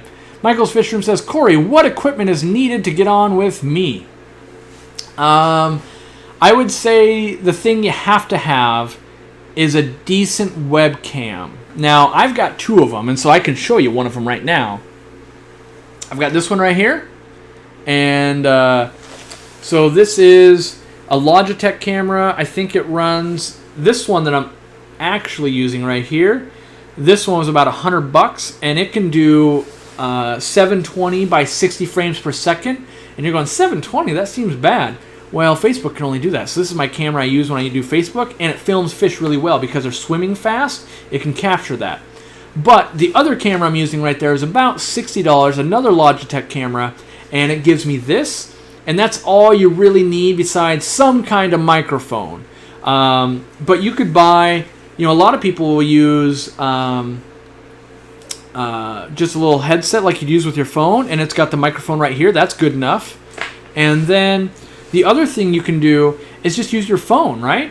And so you could be talking through your phone. We've seen that on CJ's aquariums and stuff. And it's just we're going to open up a Google Hangout, and we're going to talk back and forth. And what you'd be surprised with is a decent phone like an iPhone or something like that. The camera's really good, and then the audio is really good. Why is the audio so good? Because it's a phone. That's what you do with it, right? And so mostly all you need is a phone and to plug it into a wall so it doesn't go dead on you when you're trying to talk with us and chat. You know, and you might want a computer open also so that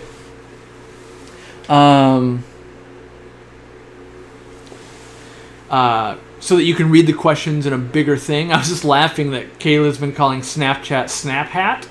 I think that's way better. I love little inside jokes like that. My grandma calls Facebook Spacebook. I love it. So, running joke in my family, we're always talking about Spacebook, obviously. And it's because MySpace was before Spacebook, and if you're really old, it's all the same. My grandma's on Facebook. She loves it, right? But, Spacebook is where it's at. Snap Hat and Spacebook. I'm there. Yeah. Yeah, Twitter, it's a weird thing, right? Like, I hated it when it was 140 characters. That basically means I can write a sentence and a half. But a video, oh man, I can fit some words into a video, and I love that feature. Who has the most entries for the Christmas giveaway? Let me see if I can see that answer. I don't know if it tells me who has the most. Let me see if I could pull up such a stat. Maybe on user page? Maybe. Oh, yes, it will. All right. There's some people putting in some work. I'll tell you what. Someone's got 201 entries. There's another person that has 198. 181. Dang. Ooh, Tyler. This might be you. This might be you right here. I don't want to say your last name, but there is a Tyler with 181. Is that you? You might have been doing some serious work. So, and that's, so, we're talking about this conversation about us as a whole, as a group, as a whatever. Part of this is, was the Logitech the 920 or the 930? I think the one in my hand was, the CX9, or there was the 930, and then the one I'm using on right now is the 920. The only real difference is when you're in 720p, how many frames per second. Anyway, what am I trying to do? I'm trying to follow too many conversations at once. How many entries total? A lot. There's a lot of entries total, but a lot of people have some high counts and stuff. But let me finish up the thought I was trying to finish up. So what I do like is these entries, people are getting rewarded for doing things, right? And so yeah, you watch my video, you get some entries. You do this, you get some entries. But what if it was helping someone with a fish question, you got those entries, right? So we had this whole system, you got that. How powerful is that? That's amazing, right? That's amazing. I think that's a great thing. You help people, I help you, and we get manufacturers to help us, help the community. Everyone wins there. So, total entries. Let me find that. So, I'm not finding that answer real quick here. The total amount of entries. Now, don't let this get discouraged because you guys could win. 86,281. That's where we're at. A lot of people. Good things. Back on Twitter just for me. Thanks, Dorothy.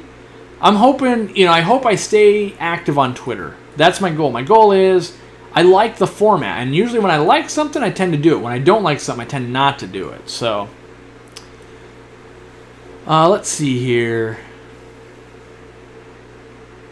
So yeah, my phone is water resistant, but not waterproof currently. I only use Facebook and Twitter for my hobbies. Employers follow you on social media, and it can have an effect on promotions. That's true, Will. I don't deny that. Yeah. Are Fluval underwater filters any good? I haven't used them a bunch, but they do get good reviews. Like, what is it, the U4, like U3, U4, U5, that type of series, I think. I haven't looked into Yahoo Answers in a long time, but I think something like that might work, Warman. Maybe. Yeah. Wouldn't that make it more of a contest than a giveaway?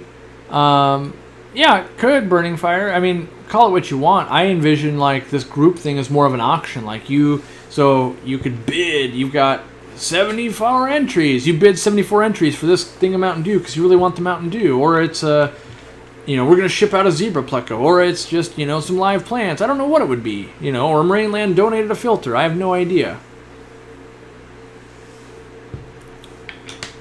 But I think a contest, honestly, well, there's only one winner, right? You won the contest, you get all the things. The giveaway, we're giving away 34 prizes, so, your odds increase, but, with one entry, you still have just as much of a chance as anyone else, so. Let's see here. What temp Fahrenheit do I stop feeding goldfish? I usually don't feed under about 60 degrees. Yeah. Is it bad that I named my pea puffer Corey? No way. Corey's a rad name. Twitter has a lot of trolls. It might. Yeah, I don't have enough experience on there yet to know what the troll level is, so to speak. But I personally find it decently okay and easy to skip through trolls. So if I can't stop them from my Twitter feed, that might be a problem because I don't want them to... I don't want someone posting a bunch of swear words and then a 10-year-old kid reading it. I don't want them to ruin that person's experience. But to me, can you get a link to the giveaway? Yeah, it's on my website. Let me pull it up here. Someone may have already put it in, and if I'm just spamming you guys, I apologize. Boom, there it is. Should be in chat now. And yeah, there it is. Okay, yeah. It already scrolled so fast I thought it was off the page.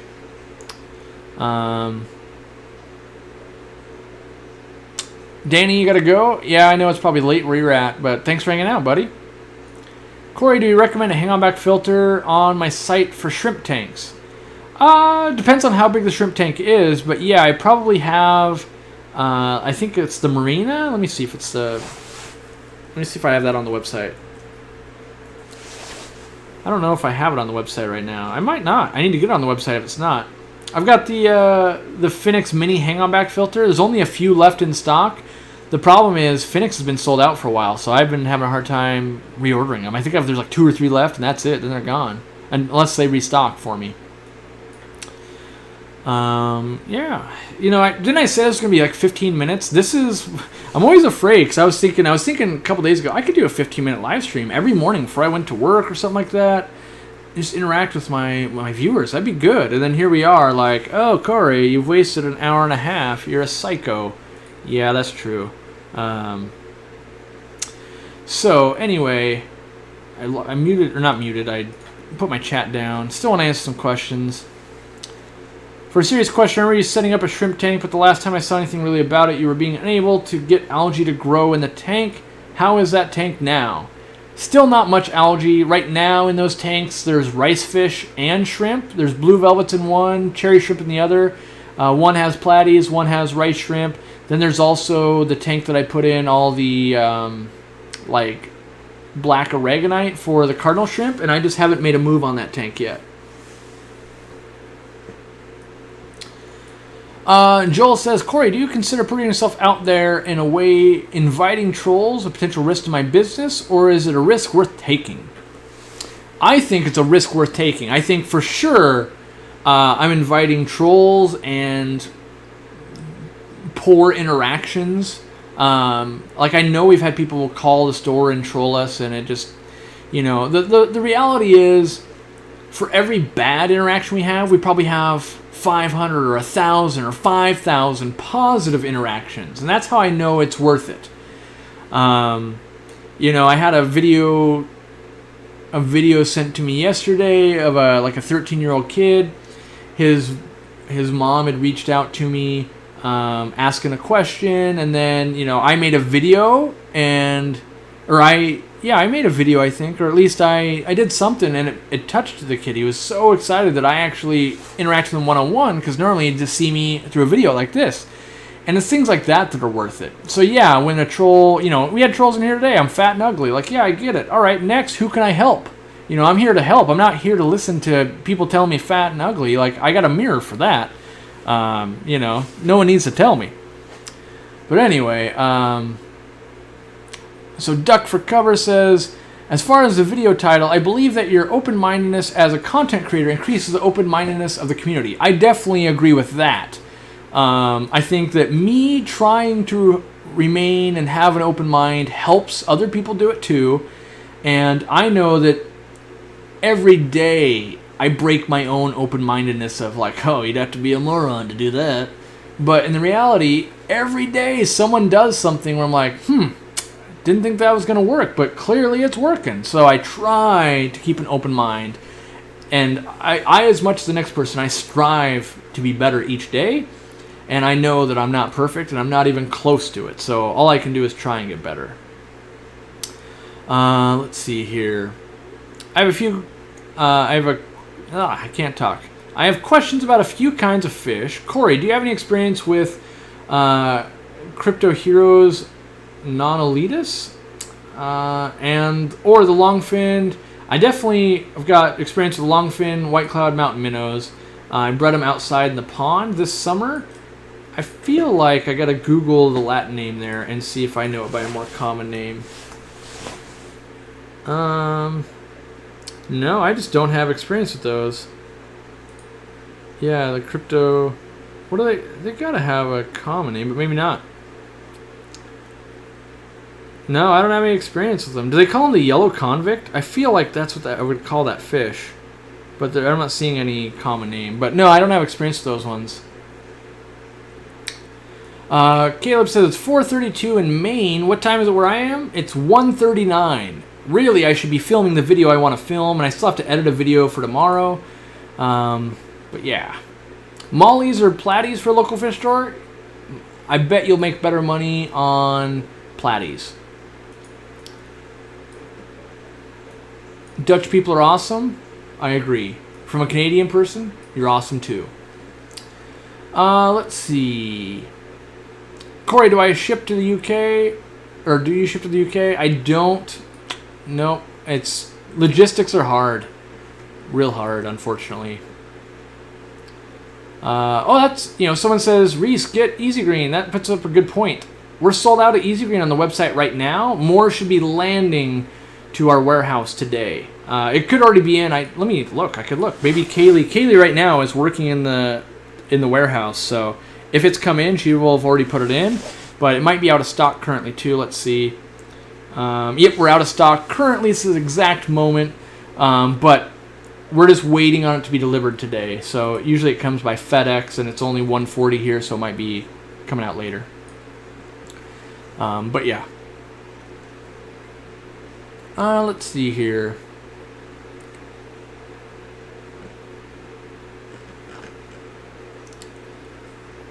Do I need perfect water parameters to keep shrimp? I caught at my local river. Well, I would say, Petro, the hard part is knowing what the perfect water parameters are. The river they came from might not necessarily be perfect. I would say what you might run into is temperature. That's the most common thing I've ever run into when I've tried to take something from the wild to my aquarium. My aquariums typically are much warmer than anything local. So temperature I found to be a big factor on a lot of plants and stuff. But I don't know in specific to shrimp. What we have found is a lot of shrimp in the hobby, like cherry shrimp, can survive a wide range of parameters. So I don't know how finicky those shrimp that you're going to catch locally are, but I would say the best thing you can do is try, and if it doesn't work, try something else, and if it doesn't work, try something else, and eventually you'll know the answer of like, oh, it turns out they can't live without hardness, or they can't live with this pH, or it's this type of food, or that's how we learn. Let's see here. How real-time is my inventory control on the website? It's instant. So if you order something, it takes it out of the inventory.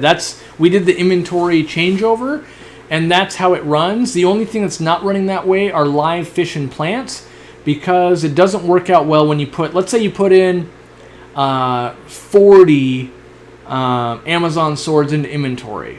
Well, when you're selling off the last 6, maybe you had one that just didn't do well and it died. Maybe one's got bad leaves and you don't want to ship it. So a lot of the live goods are not inventoried.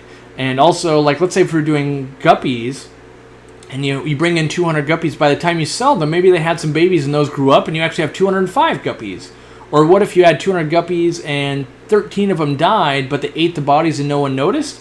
You would then sell guppies you don't have either. So we just know that the live fish or live goods aren't 100% controlled, but all the dry goods, if you can order it, we have it, unless there was a mistake, like let's say someone stole something, let's say there was a return and we screwed up the return, or let's say something got damaged, like let's say we had a bottle of Easy Green, someone drops it and it explodes over the floor, and then they clean it up, and when they're done cleaning it up, they forgot to take it out of inventory, that kind of stuff. But in general, most things should be real time of we check it in, it enters the website. If it sells out, it stops selling it and allows you to put in an email to be notified when we do sell it. Let's see. Huge Cory cat nerd, and also been really getting into pufferfish recently, especially pea puffers. Keep hearing mixed things about keeping Corys and puffers together. Safe or not? I think it depends on the puffer. So that means the species and the puffer. Like for instance, at the store, we have a tank of pea puffers, and we have a strawberry betta that lives with them, and it's been living there for like 18 months. And then we also have shrimp and snails with them, even though they eat other ones that we put in there. So we always have to tell people, I can't tell you that this is actually going to work, but it's being done here. So that's why we know anything can be done. When I kept desert gobies, would they swim up to the surface? Mine isn't gulping at the surface, but he likes to perch up higher in the tank. Yeah, well, mine didn't have a lot of decor up and above because I just had PVC pipes in to breed. It was a breeder setup. But yes, gobies love to perch, especially on plants and stuff like that. So he's probably just loving it. Yeah. Yeah, I haven't kept the yellow convict just because it never excited me. I've kept it like at a store where we sold it, but that's a big difference in me keeping it and interacting with it on a daily basis at home. So, yeah, hopefully someone else has kept short and anxious. Hopefully someone else has kept it. I know some people on Washington Fish Box have brought in wild type and keep them. There's a big kind of Central and South American community on my Washington Fish Box forum, and I bet you they could help you out. Let's see. When will you do a Corydoras Q&A? I don't know. I feel like I'm not that good at Corydoras. Like, don't get me wrong, I've read a lot of books, and I've read about them a little bit, but I'd be offering general information. But I say that about a lot of things. Then it turns out, when I get into the live stream, I come away going, turns out I do know quite a bit. I would have thought I didn't know that much. Hey, Cory, what do you recommend to feed Tropheus? Would peas and broccoli be okay? Yeah, you could feed them that. I feed them actually protein, which I know the internet says you can't do that. But typically, I feed my Tropheus small amounts of the same food I feed everything else. So it might be pellets, might be frozen bloodworms, which, you know, the internet would tell you that's like the kiss of death. But I do it at least once a week, never have a problem. I've always bred my Tropheus that way. I've had some very successful colonies. I think the problem is Tropheus want to overeat, and people like to overfeed. And if you let them do that, that can lead to bloat. So I actively try to not overfeed them, which most fish I do. Yeah, Rachel O'Leary put out a video today. Yeah, it was on vacation, I think. I haven't watched it yet, but I did see it go up. She does her Tuesday Tips series. I used to do that way back. If you type in Tuesday Tips, they just never gained a lot of traction. And the problem is I ran out of tips. I did it for a few months straight, and then I was like, oh man, I don't really have a Tuesday tip. Like that sucks. So that's kind of why I dropped that series, and I just work them into videos now. Can you talk about condensation in aquarium heaters? Is it normal or something that should be replaced ASAP? I don't think it's something that should be replaced as soon as possible. I think it's fairly common for some water to get in there. And I don't replace them. Like, I will if a customer wants me to replace it. Like, oh, that shouldn't happen. I'll make the manufacturer take care of it. But I personally, if I had a little bit of water in the heater, wouldn't freak out. So it might be like this. And I find this is always helpful for me personally. We see water inside the heater, we freak out, right? Because that heater is designed not to have water in it. Okay? But windows, like in a house, are designed to not let water in, right? But if it's really cold outside and it's warm and humid inside, water will collect on that window. I don't freak out and instantly replace the window, but I do keep an eye on it. And maybe that's what you do with your heater. Like, well, I'm going to keep an eye on the heater to make sure it doesn't go haywire. But I wouldn't instantly go and replace it, especially if it's out of warranty. I wouldn't spend the money. That being said, if it's your prized discus tank and you've got your goldfish you've had for 100 years and you couldn't possibly lose anything, maybe it's worth it to you. But it's all a risk versus reward, I think. Let's see. I will get on the Washington Fish Box forum and see what they have to say about care requirements. Yeah. I think the people you'll want to interact with on there, Short and Anxious, would probably be Lloyd. I think he kept them. I feel like I'm becoming a sales pitch person to Fluval, but it's with good my back 100%. About a heater, they hand me a brand new one and say, "Hey, make it right for the customer." I've had for shipping. Like, it's hard not to want to do business with a company that is that way. Where a lot of companies, they want you, like Eheim, for instance, wants me to call their tech support center and troubleshoot it with a tech on the phone and give them a serial number before they will credit me for a broken heater. That basically tells me they don't believe that I could accurately diagnose a broken heater, and the answer is I can, but the bigger problem is whether the heater's broken or not. If my customer is displeased, that's not okay with me. So even if they just go, "I don't like this thing," I have to take it back. And if they're not willing to help me, then they're designing a product that customers don't like. That's a problem, right? So right now, Fluval heaters I do like quite a bit because of the warranties and the hassle-free and the way they're treating it, and I think they're decent price to heater ratio. Can cabinet lamps grow plants? Yeah, definitely. What's the best way to breed rainbows in an outside pond? Australia aquariums. I would go watch L.R. Brett's fish channel. It's L.R. Brett's Aquatics. And then... my video is freezing. I don't know why. I mean, I think people are watching Netflix and stuff inside, so I apologize for that. But go watch L.R. Brett's Aquatics, and you can also go to Bob Steenfott's channel. He's got the second part of the tour we did, where he's got tropical rainbow ponds outside. Super cool. Yeah, I don't know what happened. I mean, maybe, there could be like three people live, streaming Netflix in the house for all I know. I don't typically stream during the day, so yeah, hopefully it's back. What's the name of your forum? I tried to find it, but I'm just hearing you wrong. I'll type it out. It's WashingtonFishbox.com or WAFishbox.com. Corey, ideal TDS for guppies and other live bears. I just got a TDS meter yesterday.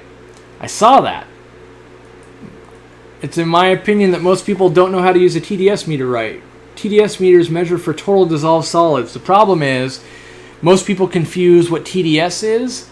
And so let's say I had 100 parts per million nitrates in the water, and I use a TDS meter and it says you have 100 TDS.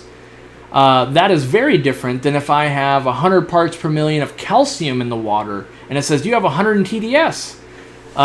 So guppies like lots of hardness in the water, and the TDS meter could help you test for that. The problem is a TDS meter also tests for salts. It also tests for a lot of things, and so it's only useful if you're using it in the correct way. But in general, the harder the water for guppies and live bears, most other live bears, there are some that don't necessarily like super hard water. The harder it is, the better, or the more minerals that are available, the better. Typically a hardness test kit tests for calcium, magnesium, but a lot of elements can go into that hardness category. And like mollies, they want a lot of trace elements, not so much, like they do like the calcium and stuff, but they don't require it as much as they want all the trace elements too. That's why mollies, for instance, everyone says they do so much better with marine salt in there. Well, it's all the elements that are in the marine salt that makes them do well, not so much the actual salt, the NaCl in there. All right.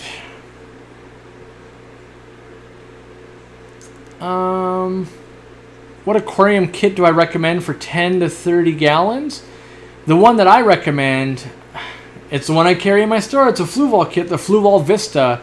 And the reason why I like it is the 8.5 gallon doesn't come with a heater, but the 16 gallon and the 23 gallon, I think, they both come with heaters. They come with aqua clear hang-on back filters, which is amazing, and they upsize it. That's what I love. That kit was done right. And here's why I know it was done right. Because when you buy the 23 gallon Vista kit, what do aquarium manufacturers normally do? They put in, we'll put in the size 20 filter for it. No. They put in the AquaClear 50, so they're upsizing it. They know to do it right. That's what I love about that kit. Those kits are actually put together to be successful for people. They got a heater, they've got a good quality filter in them, they've got decent lights. You can grow plants in them too. Those are all amazing things. Yeah, they're more expensive, but you're not replacing all the parts. Brian says, does Easy Green show up on TDS? I haven't tested that specifically, but I would think it would. I will try. All my TDS meters are sitting at the store. I will try and check that. What I use a TDS meter for is I test with test strips, right? And let's say their water tests out fine, but I can't figure out why they're having problems. I'll put the TDS meter in and go, well, you have 1,290 parts of something in this water. It's nothing that I can currently test for. It helps me identify when people have water softeners on their house, or maybe a crazy amount of phosphate or iron or something in the water. I can go, I don't know what's in your water, but I know you have a lot of something in your water. So Danielle Saunders says, if TDS can be misleading, what are my feelings on KHGS liquid test kits? I have no idea. I never really use them because they're too much work. I use test strips, and they're plenty enough accurate to run my business, which I entrust hundreds and hundreds of thousands of dollars and employees' careers and my livelihood on. Do I use liquid test kits? No. They take too much time, and most people can't read them accurately. Employees, myself included, we're not going to sterilize the vials, blah, blah, blah. I use test strips. I like them. The internet, I know, is opposed to that. It works fine for me. Let's see here.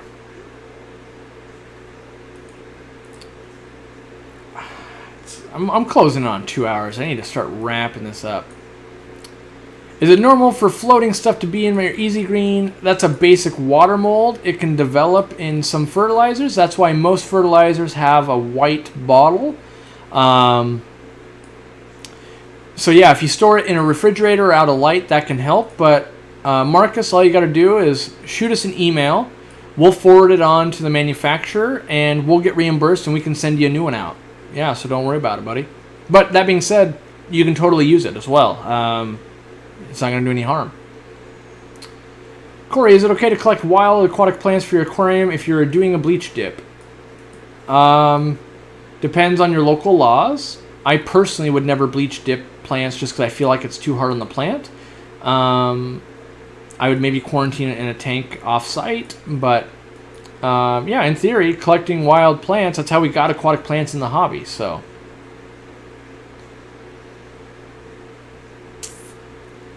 You're right, Caleb. It's all about what works for you. I completely agree. If the liquid test kit works out great for you, you should totally use it. And yes, that's the mantra, right? That's the whole mantra right there is question everything and do what works for you.